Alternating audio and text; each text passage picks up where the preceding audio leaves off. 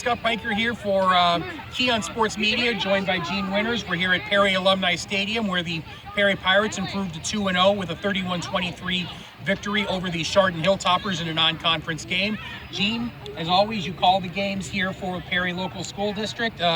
Let's just say right off the bat, revenge for the Pirates. Absolutely. Last year, and it started to seem like it was starting to trend back that way again, like last year, where Perry had a late lead and then Chardon started chipping away. But as you mentioned, an 8-point victory for the Pirates. I know this is a game that they were definitely looking forward to after last year's overtime defeat, one of their only, or I should say their only regular season loss last year. Yep.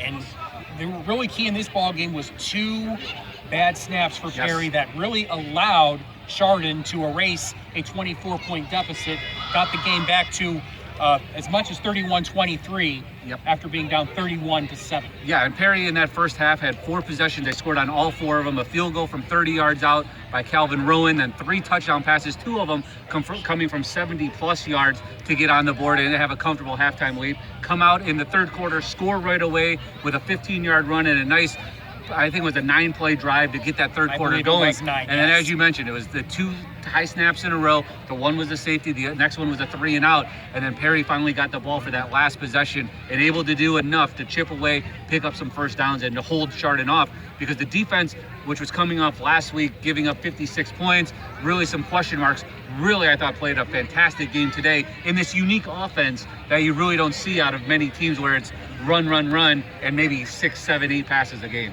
Okay, play of the game for you has to be Perry's first touchdown in the first quarter, correct? Oh, absolutely. You're 3rd and 22, maybe on your own, 22, 20-yard line, somewhere in there. Yeah, I think it was 78 yards roughly. And Drew was able to maneuver a little bit, find Matthew Sullivan, who is a phenomenal linebacker for this team, playing tight end this year, slot wide receiver, however you want to word it. I mean, he's basically the tight end. And for him to have now 3 touchdown receptions on this early season, just a phenomenal year for him to have here in his senior season. Okay. Let's give some credit to Chardon for battling back in this ball game, being down 31-7 at one time in the third quarter. Oh, absolutely. And, you thought right away that this was going to be a game. Their very first possession, Bowman had a 50-yard kick return, which then set up a 2-3-yard touchdown run for him. I heard that he went out with an injured shoulder, which really kind of turned the game for him, because then they really had to rely on Pettyjohn and also Ash to try to get things going for the Hilltoppers, which really kind of sputtered in that first half, but in the second half really were able to mount 2 touchdown drives late in that, to start the third quarter and late in the fourth. All right, let's get a quick preview. Week 3, we are both very interested in this matchup for different reasons. I will clarify that right now. It's officially Little Brown Jug Week, as Madison will come here to Perry, trying to bring the jug back east there on Middle Ridge Road. And Perry has been pretty dominant in this series the last couple of years. So yeah, it'll be interesting to see. I'm sure Madison won today. They won the game against. They won 49-0. I'm sorry, over Ashtabula Lakeside. Yeah, you told me that the halftime score was already a blowout, so I just assumed that they were able to continue on. So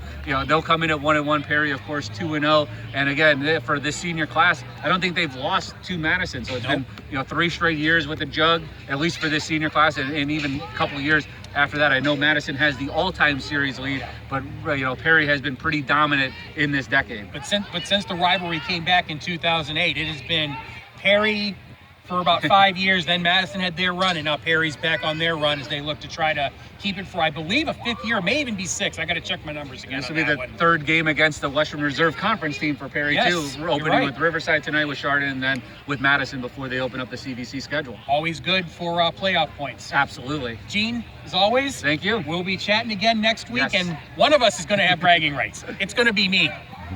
We'll see. We'll see about that. Thanks, buddy. No problem.